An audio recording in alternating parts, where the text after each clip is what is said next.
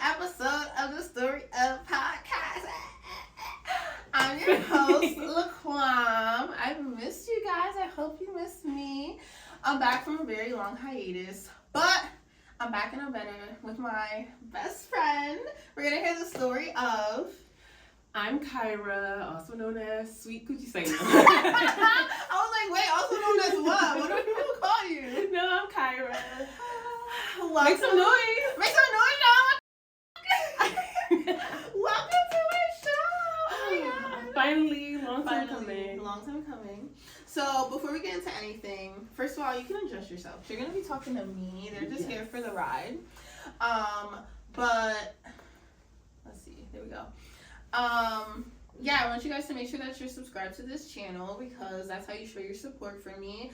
Like this video because I know you're gonna like it anyway, so you might as well just like that button right now.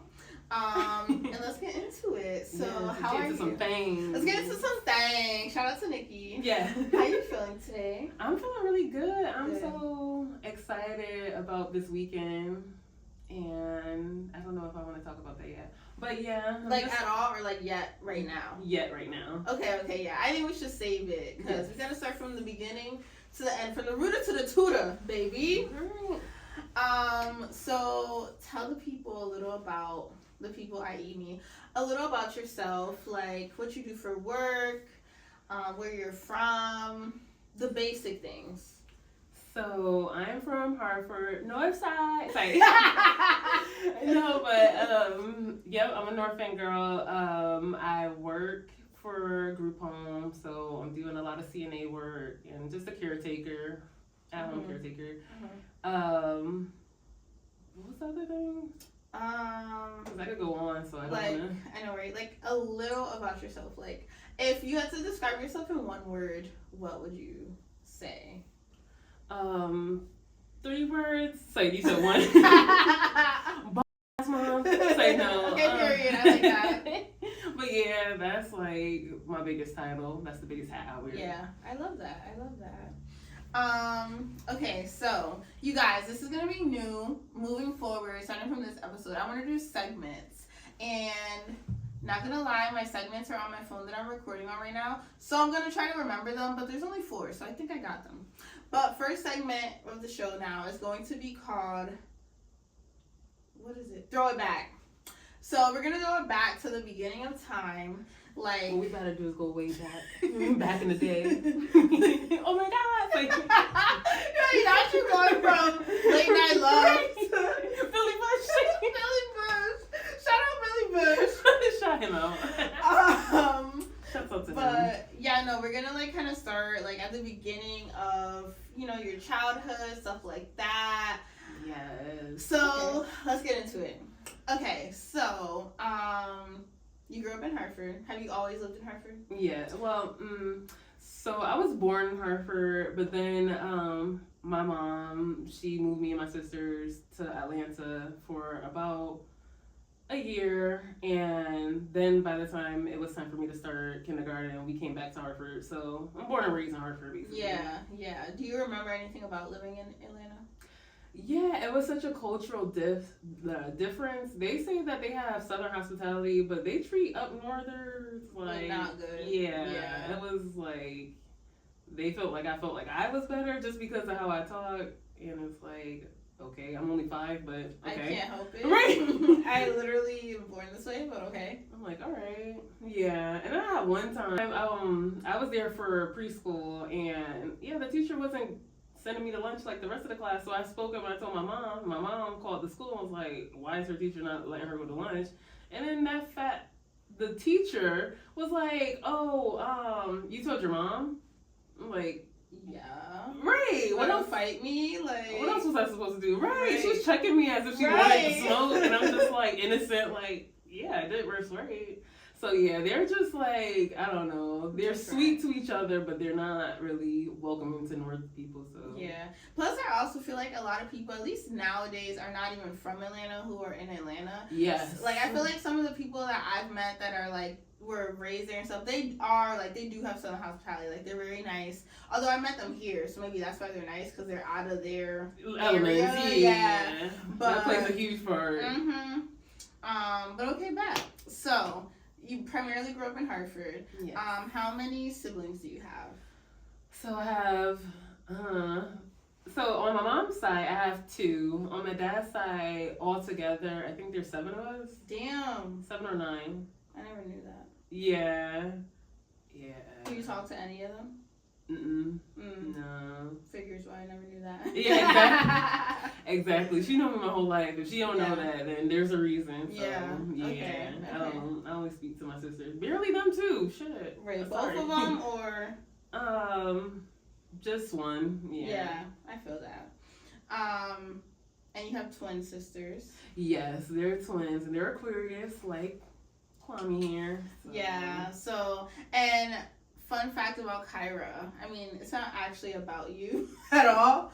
But her, like, all her immediate family are Aquarius. The whole immediate Minus family. her. Even her. Oh, no, your son's not, but he's in February. He's 2 days after Aquarius season ends. So, like, growing up around, like, so much of the same, similar people, like, did it, like, one, ever make you feel like the odd one out because you're in Aries? Or 2, did it also and or just make you, like, I don't know, be understanding of, like, our sign? So the first one, I felt like the black sheep. I felt like an outsider for multiple reasons. 1, I'm not a twin. 2, my name doesn't really rhyme as well as theirs, so it's just like easier to distinctively like call they're them and you're you. Yeah, and then them being Aquarius and then my mom being Aquarius, she automatically can resonate more with them. So I did feel like the black sheep, like the outside one.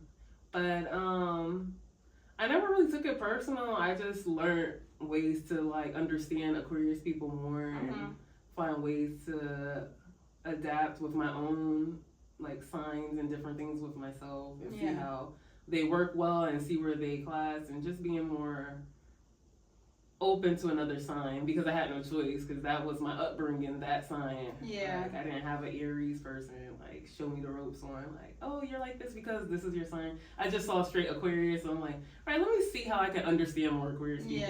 Yeah. Did you grow up with your mom and your dad?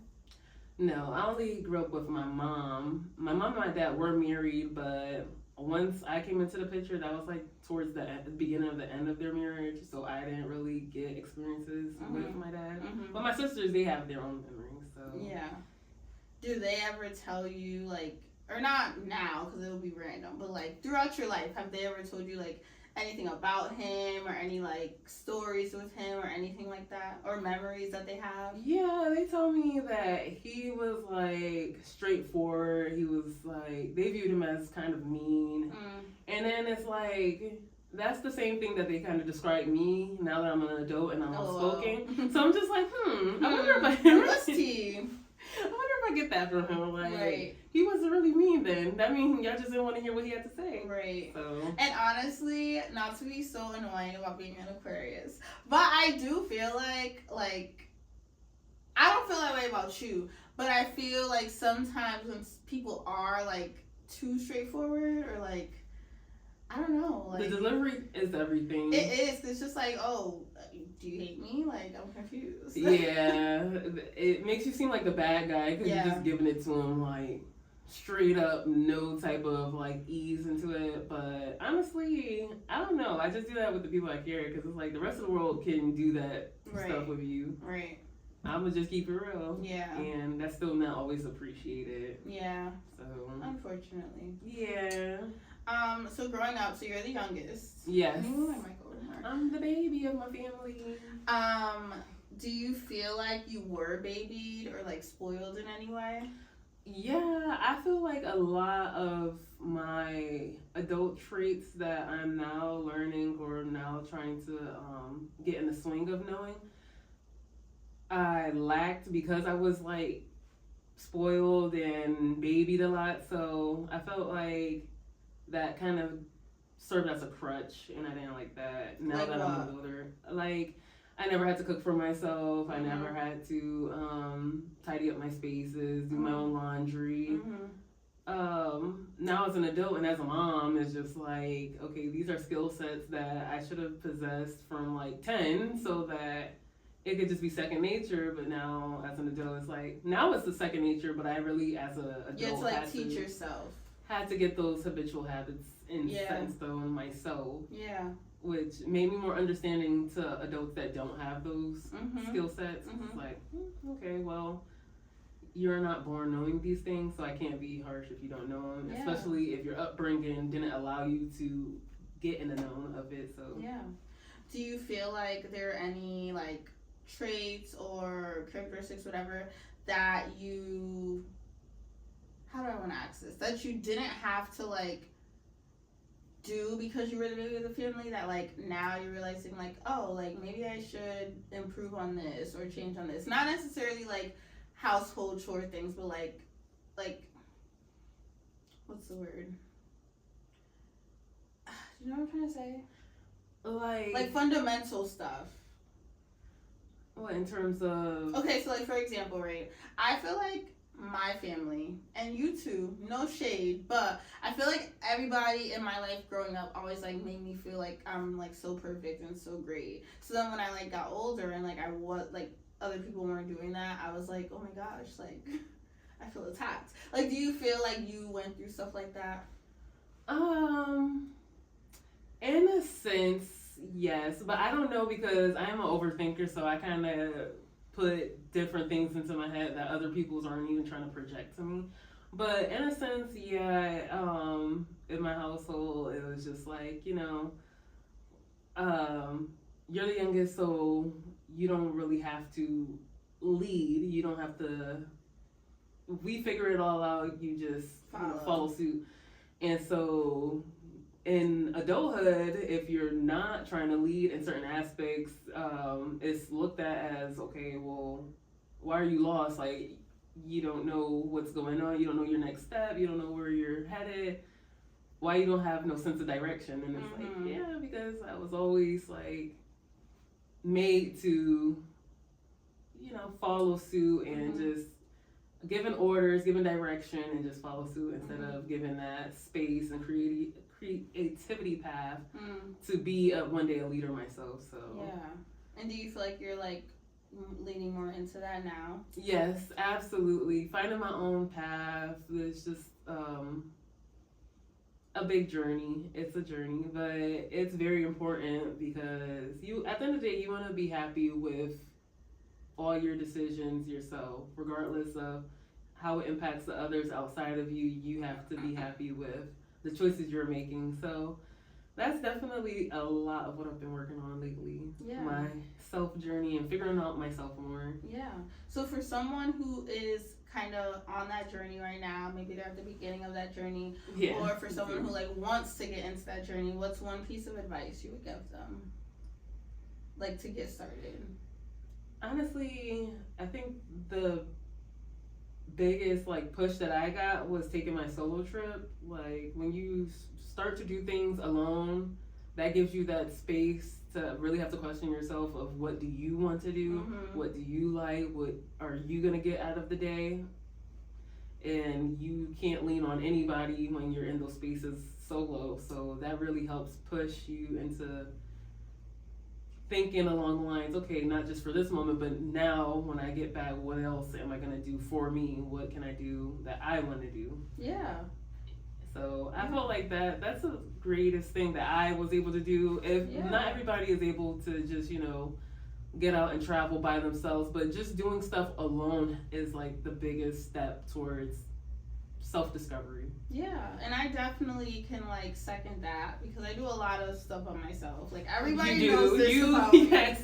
I'm always by myself. Get up and go for sure. It's so inspiring though. I swear, I love that about her. Like, yeah, she just gets up and go, and that's honestly the best when it comes to knowing yourself, being more self-aware of the things you like. Yeah, and it doesn't even always have to be travel, because like for me personally, not that I don't care to travel, but like low-key I don't. Like, I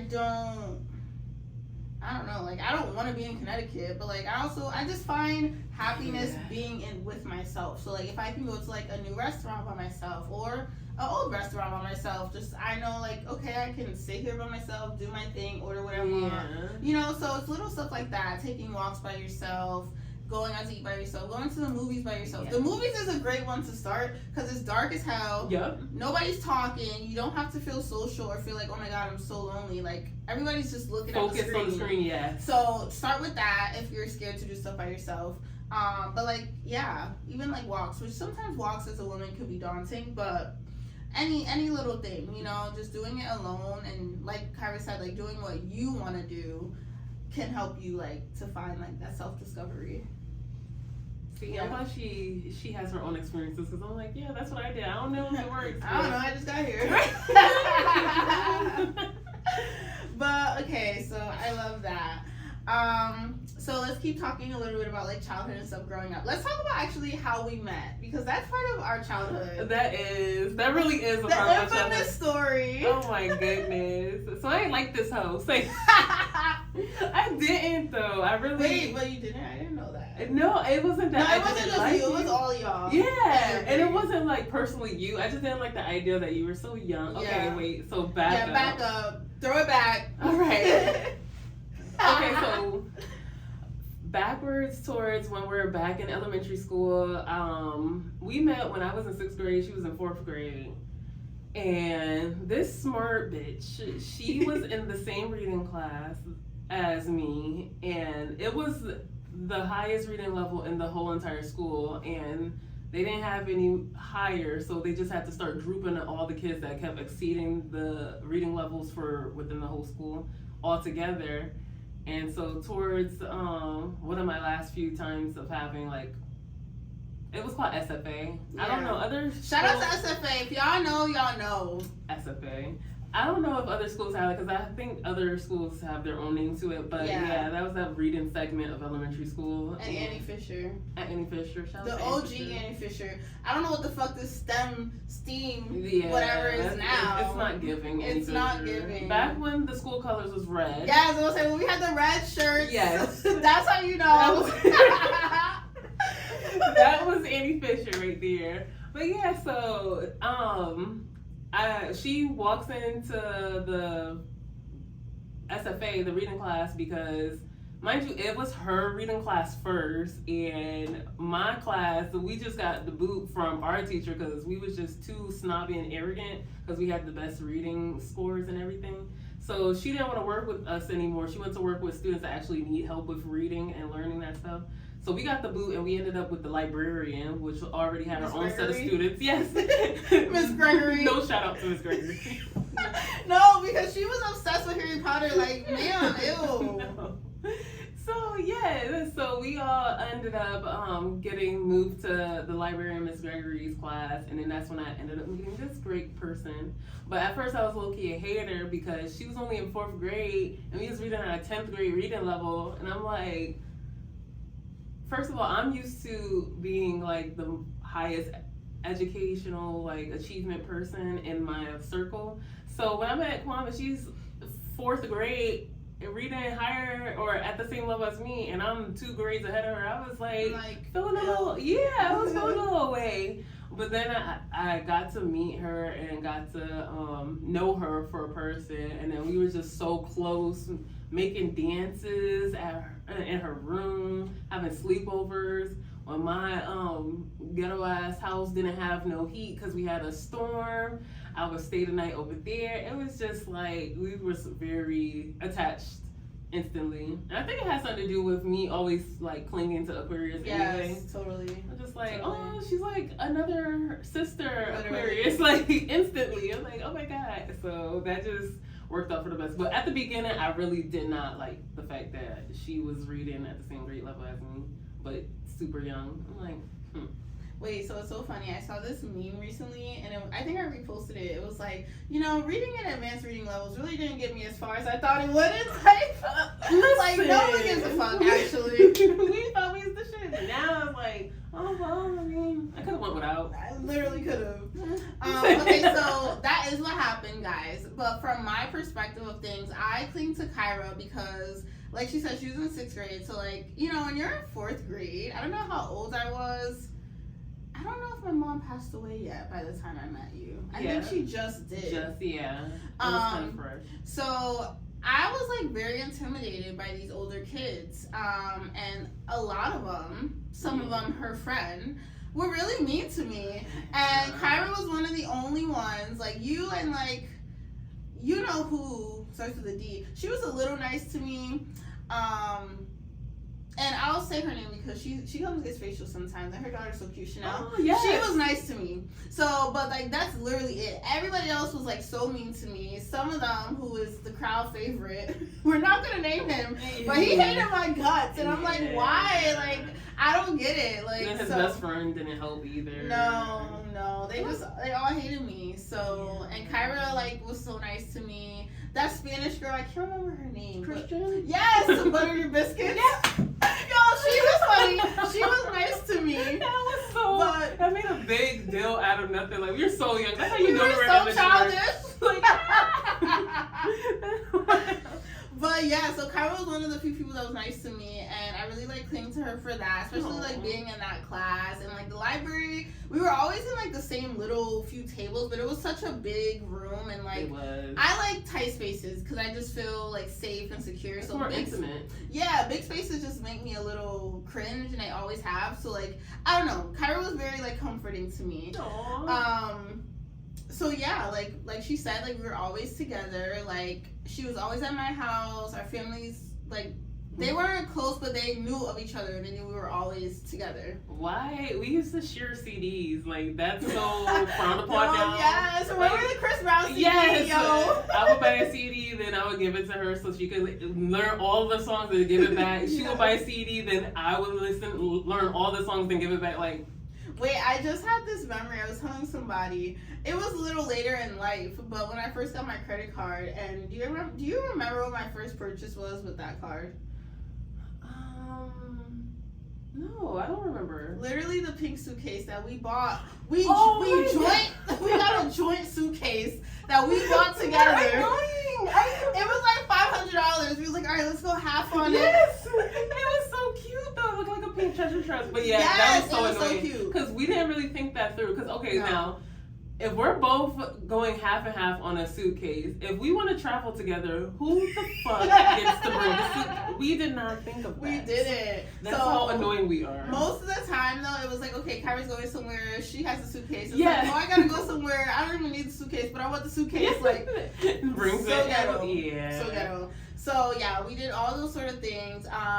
It was my first tattoo. It wasn't your first tattoo, was it? Our first one? Okay, no. yeah. No, because you put me on to the guy in his basement. Yeah. Wild. But right. And I'm supposed to be the bigger, more responsible one. I'm like, yeah, let's go get tatted in the basement. I did it already. You got dogs. Like. But yeah, my aunt let me get my first tattoo literally only because I was getting it with Kirah. Aww. And we found it on Tumblr, and it's literally so like corny, but it means a lot to us. I know, right? It's so significant to me. Yeah, it says to infinity and beyond. So she is to infinity, I have and beyond, and if we like hug, it like reads across. And it's evenly placed. It is even though I'm super tall. Yeah. So it was really cute. And that was my first tattoo. We have another matching tattoo on our hand. Yes. The camera probably can't pick it up, but we have a rose. Yes. So if we like hold hands like this, we both have our roses. So we have our bestie tattoos. We're just always together. One of my core childhood memories is your uncle pulling up in his car. You remember his old car? Yes. And it wasn't like an old car, but like, you know, it was his former car. And we were going to the movies, and we were in the mall. We were always at the West Farm. Yes. At the mall. We always was at the mall. Oh my god. It was. I don't get it. I know. And I don't see how we and Duncan. Our Duncan dates. We had Duncan dates every Sunday. Every Sunday, just to catch up. It was giving Love and Hip Hop before Love and Hip Hop. Yes, literally, we would literally have to catch each other up on like what's going on, what we heard about. Yes, over drinks and a donut. It just was like we were ahead of our time. We were. Oh my god, our summer job. Yeah. Oh god. Wait, no, I'm getting hot. Let me tell y'all, Kirah didn't tell me until last year, 2024. Happy New Year, by the way. 2024. Happy New Year. Happy holidays, guys. Season greetings. But no, she didn't tell me until last year that she did not enjoy our walks to our summer job. And y'all, we had our summer job when we were like 15 and 16. Not even younger, 14. So I'm just like, you didn't like it? Like, no, them shits was very unnecessary. Like, we were unnecessary? We would walk all the way from down where the Avenue and Main Street. I don't know if you guys are from Hartford, but y'all Hartford viewers, North End. Y'all know that CRT building on the corner of the Ave and Main Street when it connects. Yes. That CRT. We would walk from there all the way to Dutch Point. On near the beginning of the South End. Yeah, right. So that's before downtown, all of downtown, all the way to the top of the South End. That's where we would walk every day that we had to work together. It was just like, yeah, we probably could have took the bus and got the same experience. No, it wouldn't have been the same. We got our steps in. We did get our steps in. We did. We were being healthy girlies. We were. Back then, we walked a lot, and we did walk a lot. I feel like that shaped the person I am today. Like trying to get my steps in. Exactly. We're not big bags. Yeah. But it was hot as fuck. It was hot. It was in the summer. That's why I guess it could have been considered unnecessary. I couldn't wear shorts because I'm just naturally thick, so I had to wear pants all the damn. It was hot. Yeah, because we were going to our job anyway, so we had to wear like certain stuff. Yeah, exactly. It was work, so it's just like I was hot, and we would walk that damn. I wonder how many miles. Like, let me look that up. Hold on. 2.5. But no, we used to literally do everything together. And we only don't now. Honestly, I feel like when I moved to Stratford, it just made stuff a little harder because it's just hella far. Like, so. It's not even just the move. It's just like I'm a mom too. So, she's a mom. And I'm a single mom. Shout out to the single moms. Ooh. Also, I think when I went to Howard, I think that was the start of like separation because I was in DC. So yeah, and that was the start of my momhood. So yeah, it was. Mm-hmm. That definitely played a part in us like starting a branch, but not too far. But just like just not seeing each other every single day. Yeah, like moving apart a little bit. That's yeah. all. But yeah, I remember that. Yeah, so many good times. A lot. It was, our childhood, honestly, I would say we had a pretty decent childhood. Like, we're funny as hell, so even if there was bad moments, like, we just laughed it over. We got dark humor, too, so. We do. Oh, my God, another core memory that just popped in my head. I wish I could, I'm going to learn how to, like, insert photos on these things, but I'm literally picturing the picture of us when we were, like, laying side in front of each other with our Abercrombie shirt. Yes! And our Hollister shirt. And no, Kyra on the iPad or the MacBook. Yes. Kyra, guys, she used to be, like, iconic with her fucking name jewelry. Oh, like, God. Kyra was that girl. And the hair was always done. The nails. Remember the dice, the butterflies? Yes. Yo, Kyra was that girl for real. Quick disclaimer, my nails aren't done because I have been thugging out. I'll tell you why I was thugging for the last, like, 3 months. But, yeah, that's it. Because I'm a bad bitch starting from the beginning. Period. Still that bitch, but, still that bitch. You know, forever gonna be that bitch. Anytime you see a bad bitch with no nails on, you know they were thugging. They're getting to a goal, so just keep that in mind. And now that the goal has been met, we're back. Yes. We back, baby. But no, Kyra always had like the best nails and everything, and that's also my aunt never let me because she didn't want to pay for the nails Kyra was getting, but she did eventually let me get acrylic for the first time because like Kyra did it. Like anything I was able to do was because Kyra was able to. My aunt loves Kyra. I love that about her family. Like literally, as long as I was a part of it, they were okay with it. And it would be the craziest. It would be a party. It would be freaking a mall trip, tattoo, piercing. It was just like. Okay, well, you said Kyra? All right, okay. Well. We know Kyra's a good girl. You see Kyra. Like, they didn't care once it came to us together. I remember your Sweet 16. Do you have good memories of that? Was it good? Okay, yeah. I just want to make sure. But your Sweet 16, it was at like a club. It was at like this Jamaican club. And like, obviously, if she was turning 16, I was 14. Yes. And my aunt was not here for it. Keith was not here for it. But because it was her party, I was able to go. Yeah, and that was crazy because she really was like the youngest there. And they were dancing on tables. Yes. And it was kind of stupid because like all of my friends are from one side of the hood. and the party was on the opposite side of the hood. So that after the party, they were trying to fight and shoot. Yeah. And I had Kwam there, but I mean, she was safe. Look at her. Look at me, bullet free. But no, for real, I used to think that. I'm like, damn, I had Kwam there and all of that happened. That was not smart or responsible. There's a lot of moments where I'd be like, I wasn't smart or responsible because I had Kwam with me, but we got through it. We did. So, yeah. Yeah. Great times. Great times. Like, just so much, like, iconic times. When I got my Nissan with the pink furry thing. I feel like we was out. Like, we was out all the time. We was outside. No more city bus. Oh my God, every freaking chance we got, we took IHOP dates. So we transitioned from Dunkin' Donut dates to IHOP dates. And yeah, that was around that time when she got her Nissan. Yeah, we was outside all the time. All the time. I don't know how I was outside all the time because I was in school, I was working, and I was a mom. She just had a newborn. Right. I was outside in that Nissan with Kwam. He was with us though. Right. He was with us most of the time. Love it. Shout out to him. Shout out to Kai. Like, we was always around. Yes, together. he was definitely there. I had to remember. I'm like, wait, he was with us. Okay. Yeah. We was outside. We really was. Great times. He was even at hotel parties. He was throwing. He was. Yeah, we were outside. We was teaching him all the songs. Right. Like, it was so great. Everybody was just like vibing with him. Yeah. I missed before I moved to Stratford, honestly. Like, living in Hartford, it's not lit, but like when you have a bestie, it could be lit. It was lit when we were together. Yeah. Like, I don't know. I missed that. And then the random matches, we always matched with each other. Yeah. Like, I'm in college, struggling for my life because I have a baby. And I'm over my here life. still fighting for my life. I was. And I'm over here still finding time to match with this girl in between doing internships and stuff like that. It was just, it was a blast.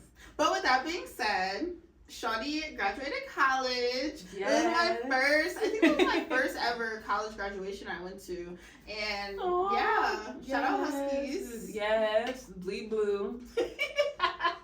For real. But, I'm a undergrad graduate. I graduated with my BS in urban studies / social work. But yeah. I'm proud of that. I know I sound dead, but it was just like a lot that happened in that era. So yeah, like you really had to like push yourself to get through it. Not even get through it, but like just get through that with life happening at the same time. Yes, exactly. So it was just not as much as like people think of when they hear about the college experience. It was like completely opposite of that.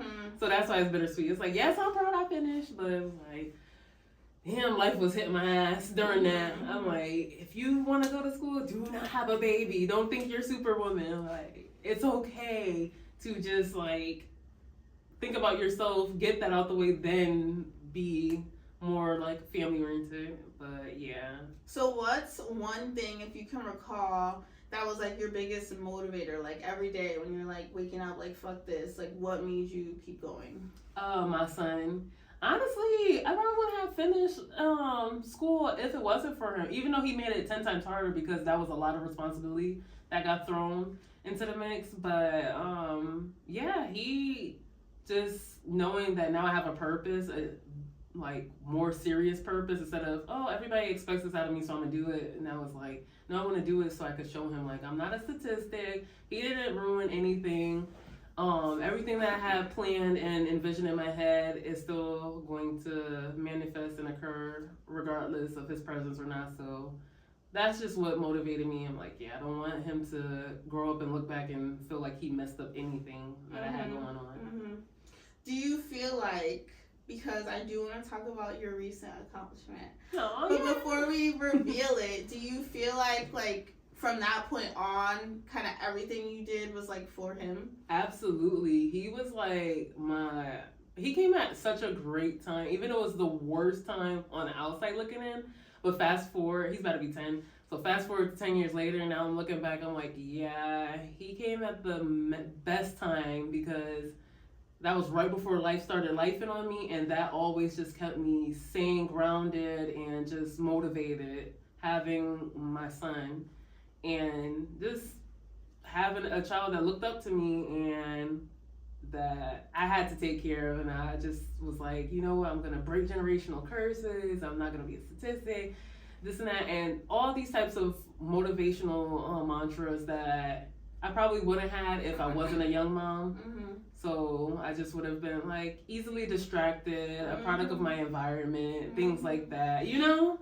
So it's just like, yeah, now I got something to like fight against. Like, I don't want to be a statistic, so let me not just drop out of school just because I had a baby young and this and that. Like, I'm gonna do the opposite of what's expected. Or drop out because it's boring and you don't want to do it anymore. Yeah, no, seriously, because I would have had those thoughts had I not had him as a purpose. I would have been like, you know, what am I doing this for anyway? Like, all my friends are getting to the bag. Because this was when all my friends weren't in We're school. getting to the bag. Y'all was getting to the bag. Y'all were financing cars and getting y'all fucking apartments. up your credit. But okay, at the same time, all that stuff is just like there's opposites to everything. Like, okay, they were financing cars, but they're also fucking up their credit. They have high insurance. They probably got to total that car. Now they got to get another car and add that loan onto the next loan.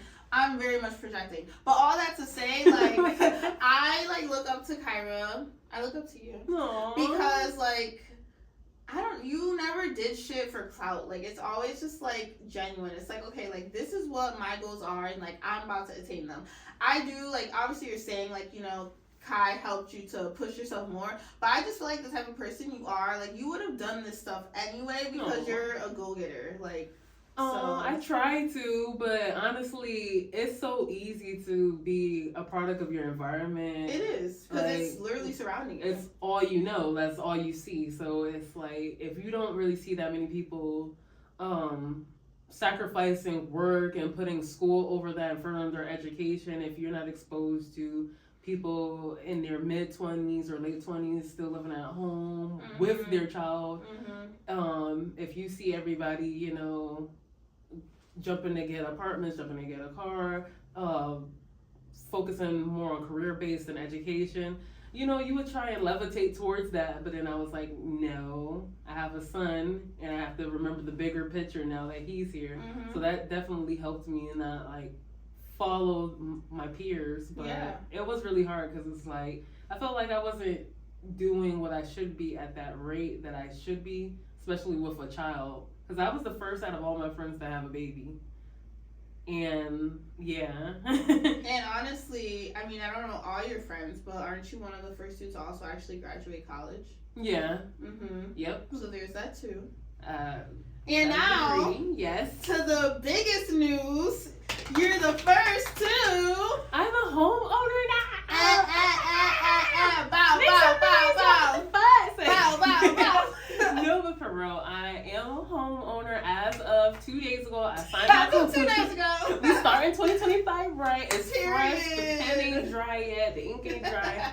I just turned a homeowner, which is such a big accomplishment because, yeah, all of my 20s, I was like, that was my goal, but I got sidetracked. And, you know, life be lifing. And then where I'm from, I consider it the jungle with the leeches. You're going to find a lot more people to suck the energy and the finances and resources out of you than to find people that want to help you.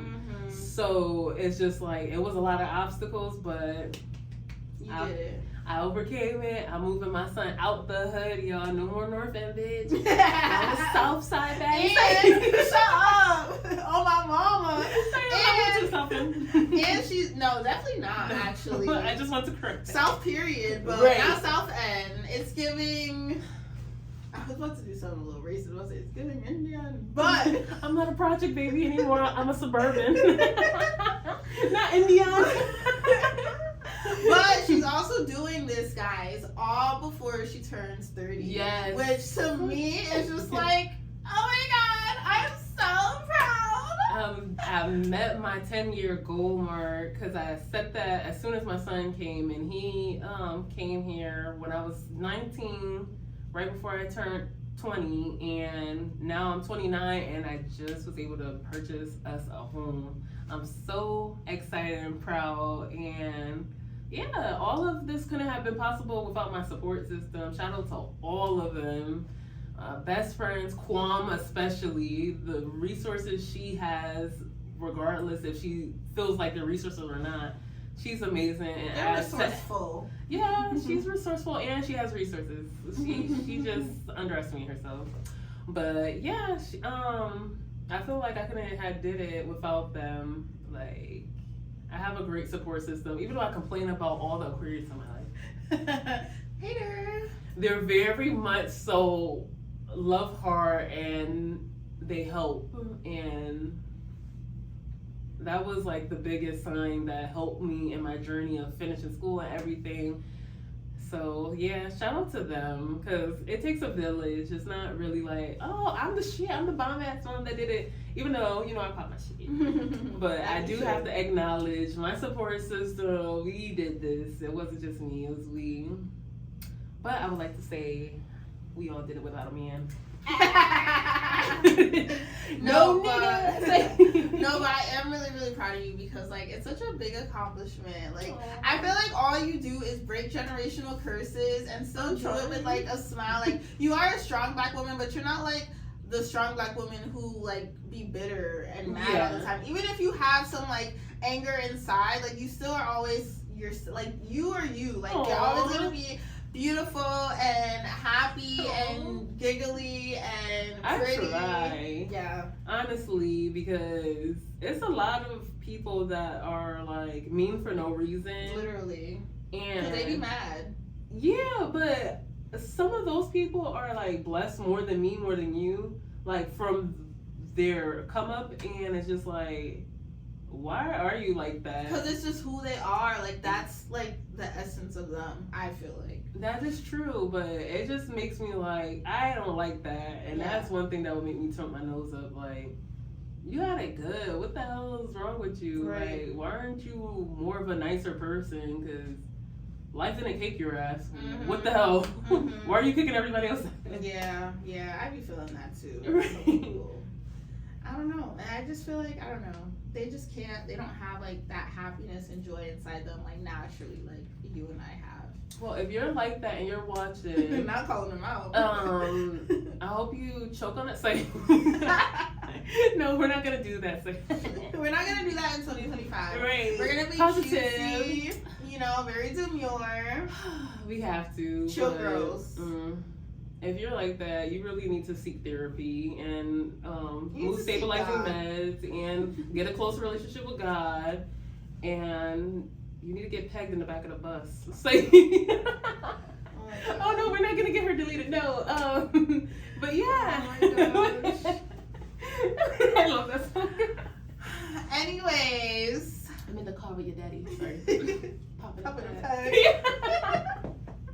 Oh my god. But no, I am really, really proud of you, and you're inspiring to the other girlies to get your money out, broke hoe. Period. Like, no, but seriously, don't worry about what that girl's doing and why her baby daddy or that guy cheating.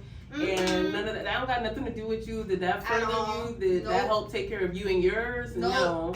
Like, okay, yes, her hair lace or whatever, but that's not helping you. So, like, you sitting talking about the world is not healthy for your growth. Right. And you're not growing. Exactly. To be honest. You're getting older and staying stagnant. And that is not the vibe in 2025. No, like, I don't know. If I could help encourage anybody, I feel like it's way more beneficial to stop with the gossip. Obviously, you don't have your homegirls that you could talk to, but like when you're gossiping with everyone that you come across, you're really gonna create a stagnant life for yourself. It's just negative energy, and that means you're way too invested in focus on others and not yourself. Like, what are you doing that's real? Ask yourself that. Like, do you even have a bed? You're sleeping on your mama's couch. You're talking shit about everybody. You just caught your first charge. Sorry, I just got real. No, you remember, that's reminding me of that Everest commercial. You sit on the couch every day anyhow. Right. I used to be like 9 years old feeling like, damn, why didn't I graduate college yet? Like, fuck, I gotta get to it. And the way he just walks away from the camera. It makes you shamed, yeah. Like, wow. And you're still left on the couch confused. Like, what the fuck? Like, come back. We're not done. How was I It used to be so hurt. Like, damn, I'm really not doing shit. I wonder what happened to him. I need to, where are they now for him? Like, what did you do after that? Did you even go to Because you was kind of hard. He really You was talking shit about me and I was 9. So, like, what's going on? You probably went to IDC college. With Romeo? Yes. ICDC College. But yeah, Yeah. Honestly, I feel like your son has a very great role model, at least one, to look up to. Yes, fuck my baby dad. Say shout out to Sean. No. Really? I'm trying to grow, remember, guys? I'm trying to grow. Okay, shout out to him, whatever. You Right. have to meet him. Anyways. Nonetheless, I feel like you're still like a great role model, and proud of you, proud of her. Okay, so we have not gotten to any other segments. I know, I'm sorry, y'all. We play too much. No, you play too much. We play too much. I only played too much because I was racing around Aquarius. Not too much, baby. I'm trying to tell. Okay, so I can't think of my second segment. Do you remember? So we were throwing it back. I know one was this or that, and then the mantra. What was the second one? Oh, tell me a story of when. So, okay, this segment, guys, is going to be called The Story of When, ... And it's going to be a time, like any story. It could be happy, sad, a pivotal moment in your life, just something that's randomly in your head right now that God wants you to speak about. So, tell me the story of when. Okay, so this is like, it's gonna sound so negative, but this is one of those stay with me type of moments, because then at the end you're gonna see why it's like a pivotal moment for me. Okay. All right, so I remember one time I was fighting with this dude I was talking to in my parking lot, right? And he ended up pulling on my shirt and pulling on my sweater, and he ended up exposing my boobs. Like, my whole shirt was ripped, my bra was ripped, my boobs just out. I'm angry. The whole parking lot could look out their windows and be like, oh my God, that's Cookie Titties. And I'm just like, losing my mind, crashing out. So then I hop in my car and I ran him over with my car. I didn't hurt him too much because my mom, she broke the hit. Because she was right there and I didn't want to hit my mom. Like, I love my mom. But I was going to run that nigga over because, like, you got me fucked up. And you got my titties exposed. Kids can look out the window and I can catch a charge because this is lewdness. Shout out to Joebudden. Joebudden. Did it, Joe? Not Biden, Joebudden. Because he just got caught with lewdness. But yeah, yeah. He's so, he cringes. He is a cringe. Anyway. He's a hater. But, so yeah, I hit him with my car and then, my mom, she had pulled me to the side. She was like, yeah, I didn't want you to kill him because that's vehicular manslaughter, and that's assault with a deadly weapon, and I didn't want to see you behind bars and this and that. And the cops is coming. Do you want to talk to them? I was like, no. And she was like, okay, I'm gonna just talk to them for you and this and that. And then just having her like look out for me in the bigger picture instead of like her helping my emotions during that. Yeah. And she could have like hyped up and she could have like, yeah, kill him. But no, she was thinking like she was thinking in the bigger scheme of things and how hard I worked for all the stuff I already had and my son and how much that means to me. It was just like, you know what?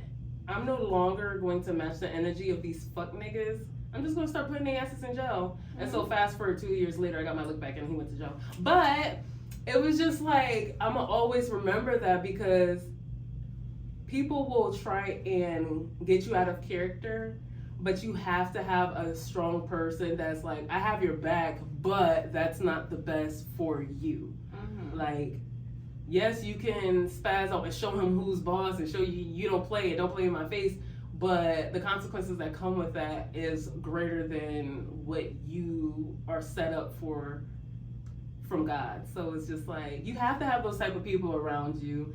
And I love my mom. She's always been that type of person that she may never have my back when I'm spazzing out on people, but she has my best interest at heart. And that, like, genuine. Yeah, and that you need people like that. It's great to have those people that's like, yeah, let's go fuck them up. But it's those people that's like, okay, but he's a bum and you're not, so do you want to end up a bum by crashing out and getting there, or? And yeah, I just love that because that just kept me out of being a product of my environment as long as possible. Just having a mom like my mom. Yeah. Okay, I love that story. I told you have to stay with me now because it's like, whoa. Definitely wild, Yes. but I mean, that's a perfect balance. So I love that. Yeah. Okay, so let's play a little short game of this or that. These are gonna be very much off the dome, very much random, but now you stay with me. So, would you rather? Not me calling it this or that, saying would you rather, but would you rather be thirsty or hungry? Like extremely thirsty or like extremely hungry? Extremely hungry. I would rather be extremely hungry. Really? Because thirst, you can survive off of just drinking, consuming water. I don't know who told me that recently. Somebody just had that conversation with me. It was like, yeah, like I think if you have a decent amount of water or electrolytes in your body, you can survive like 2 weeks without eating. Yeah, you can. So yeah, just me being a logical person, I think I'd rather like strengthen the time that I can live instead of just be more satisfied. Yeah. Okay, I like that. Okay. Would you rather have? And then as a broke college girl, you know, I had them days where I had to choose that shit. So it's all experience too. This is all realistic. Right? I ain't just saying. Would you rather have 1 million purses or 1 million pairs of shoes? It depends, honestly, because purses hold some type of value and asset. Depends on what type of purse. True. But yeah, as a mom, I'm all about getting as many assets so that if I just drop dead now, I'm leaving my son with stuff. With some Birkins. Yeah, and then like he could flip it or he could invest into stocks, just something. Yeah. That's my biggest focus is leaving him with stuff because I started with nothing, so it's like So yeah, if they're valuable enough and we're talking like great quality bags, then yeah, I choose bags. If we're talking about Target and Shein bags, then I pick shoes. Yeah. If I wore my Crocs, my work shoes, oh my God, they have no traction at the bottom of them. I be taking all my steps in. I'm a stepper, so. Big stepper, not the little one. Period. So I'm gonna need a bunch of shoes as much as this girl be stepping. Yes, okay, I love that. Piercings or tattoos? Okay, so growing up, I always liked piercings more than tattoos because it's like a quick, sudden type of pain. Yeah. Instead of dragged out for a certain amount of time.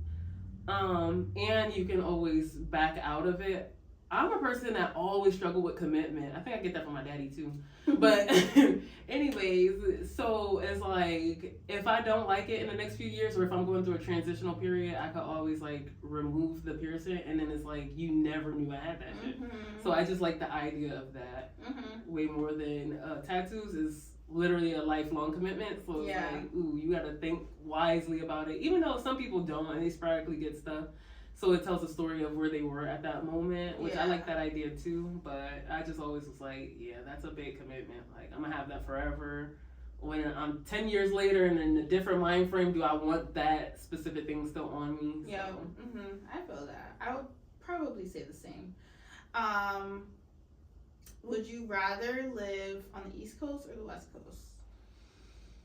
I'm an East Coast girl to the heart, like. Because you're a city girl. I really am a city girl. I'm such a East Coast bitch. Like, I don't know. I just think I want to mesh well with the West and their time frame and their way of things. And I used to want to move to California, but my mom, she kept it real with me. And from young, she was just like, you're way too nice to move all the way out there by yourself. And I'm just like, now that I'm older, I'm like, yeah, those was great words. Like, yeah. Because the shystiness level, I could understand East Coast shystiness, and I know the game on this side, but that's a whole nother ballpark. And I ain't trying to get the world to, like, teach me no more life lessons at this point. Yeah. So, yeah. Okay. And then my last question, kind of piggybacking off of the last, my last this or that. would you rather do a vacation like domestic, or would you rather do like an island or like somewhere tropical? I love the island. I Really? love leaving the country. Leaving the country and then coming back just always like reminds me of how blessed I am, how privileged I True. am. All the bitches that don't like me don't have their passports, so it's just like we not in the same room. Feel me? Right. Like I skip the lines at borders and customs because I got my fucking blue American passport. It's just like I'm the shit, you know. Okay. That's the only time I be popping my shit for real. I be like, yeah, I got my U.S. I'm a U.S. citizen. I can skip all this interrogation and all that. Yeah. So I love those domestic. Like I just like the view. The waters are prettier. Yeah. It makes me realize that this country is really ghetto, but we still think we the shit. Yeah. I'm that way. Yeah. You see it? I'm like, yeah. But yeah, this country's really ghetto, but we still shit. Right. Okay, so my last question that I always ask people, what is one mantra that you live by? So I think the mantra that really sticks with me the most right now is I'm gonna call with your daddy. We popping up packs. Like no. Oh my God, Kyra. I love that song. I hate you. No, it would have to be. It's not your burden to carry. I have to consistently say that to myself, just so that I can get through the day without any overextending, because I'm transitioning out of my people pleasing state, and that's like yes, and that has been a big burden for me for years. I probably would have been further along in my goals and where I should be had I not overextended myself to people that would never do the same for me. So now trying to get my body to transition into a 30 and 30 plus mindset, it's just like, yeah, that's not my burden to carry. That's not my burden to carry, especially at work, because that they would like to convince whoever they can to do more than their share just so they can do less, even though they're getting thousands more. And it's just like, yeah, I'm not going for that. And I love that you said like transition your body into it, because it really is a full body thing. Like our body responds to things, and if it's something that we're so like that's so normalized to us that we've normalized internally, it's gonna feel very like drastically foreign to say no. Yes. Period. Like no explanation or nothing. Yes. Even to family and friends sometimes. So the biggest sign or symptom of like being a people pleaser would have to be anxiety, and then you get like anxious whenever you feel yourself having to speak up for yourself and having to say what the other doesn't want to hear. And so it's a whole process, and yeah, I gotta train my body, not just my mind, and spiritual realm, all of that. I'm gonna be 30, y'all. Like, damn. Wow, we're getting old. I'm not the young bitch in the club. Me neither, girl. Yeah, I had to tell my big father the other day. I'm like, damn, I'm about to be 30. And he was just like, okay. And I'm like, I always was the young hot one out of the two of us. Now we both about to be old. Shut up. You're still the young hot one between y'all two. I know. Okay, Kai. So I love you so much. Oh, I love her Thank too. you for coming on my show. Of course. Thanks for helping me break my hiatus, because a bitch was sad that I wasn't recording, and it's been so long. I was like, do the people still love me anymore? They still gonna love me, man. Y'all gotta tap the fuck in, all right? So Sorry. I'm happy that we're able to do this. I know it's gonna be a great fun episode. People are gonna want to watch, and then do you want the people to follow you on socials anywhere? Actually, this year is my first year where I'm completely trying to withdraw from social media. I love that. Yeah. So actually, no. I'm trying to live in private. Yeah. If you see me, don't speak. Say no. Don't say shit. But like, yeah, I'm trying to get away from that. I'm trying to now just live in the moment. So, I mean, you can follow me on TikTok. You could be all of my business on there, because I post anything that I feel like it's funny. Yeah, I repost all the funny shit and all that. Come to find out. But yeah, so I mean, it's what is my handle on TikTok? Shit, I don't know. Hold on. I got Please you. hold. Bow, bow, bow. Sorry. Yeah, so it's just simply Kirah, and that's JUSTSIMPLYKIRAH. She's gonna have it somewhere. I am. And as for us, like I said, if you're not subscribed by now, what are you doing? Subscribe to this channel. Follow us on Instagram at TSO Pod. Yes.